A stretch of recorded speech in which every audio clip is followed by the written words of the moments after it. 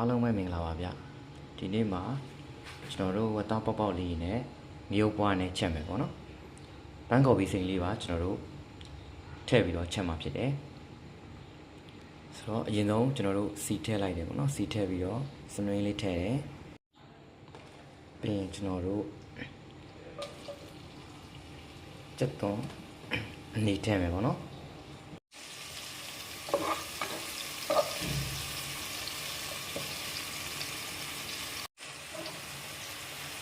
ပြီးရင်ချက်တော့အဖြူထည့်မယ်နော်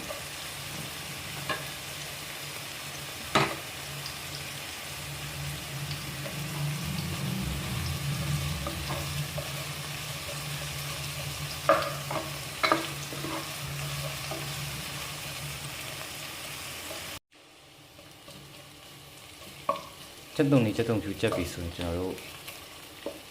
မသားပေါက်ပေါက်လေးထည့်မယ်နော်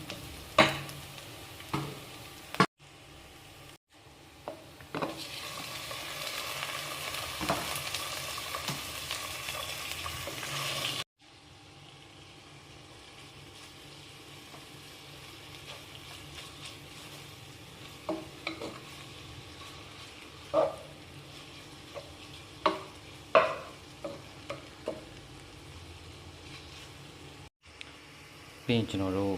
ငရုတ်ပွားနဲ့ဘန်းကုတ်ပီစိန်လေးထည့်မယ်နော်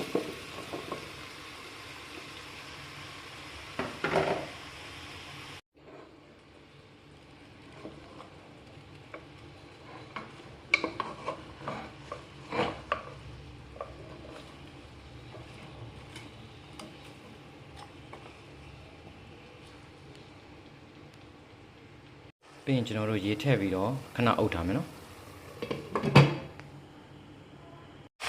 ပြီးရင်ကျွန်တော်တို့ခရုစီပေါ့နော်ခရုစီနဲ့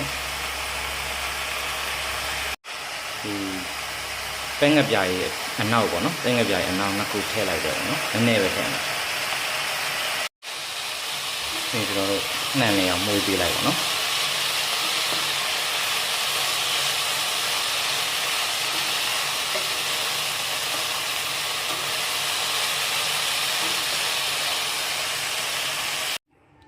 ဒါဆိုရင်တော့ကျွန်တော်ရပြီပေါ့နော်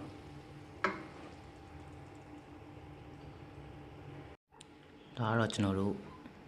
ချက်ပြီးရနေတာလေးပေါ့နော်ဝတ်သားပေါက်ပေါက်ရယ်ငရုတ်သီးပွားရယ်ပေါ့နော်ငရုတ်သီးပွားရယ်ပန်းကော်ပီစိန်လေးရောထည့်လိုက်တယ်ပေါ့နော်ပန်းကော်ပီစိန်ရှင်းရင်လည်းထည့်လိုက်ပေါ့နော်မရှင်းရင်လည်းငရုတ်သီးပွားနဲ့ဟိုဟာနဲ့ဆိုလဲဝတ်သားပေါက်ပေါက်နဲ့ဆိုလဲရတယ်ပေါ့နော်ဝတ်သားပေါက်ပေါက်နေရာမှာချက်သားပေါက်ပေါက်ထည့်လဲရတယ်ပေါ့နော်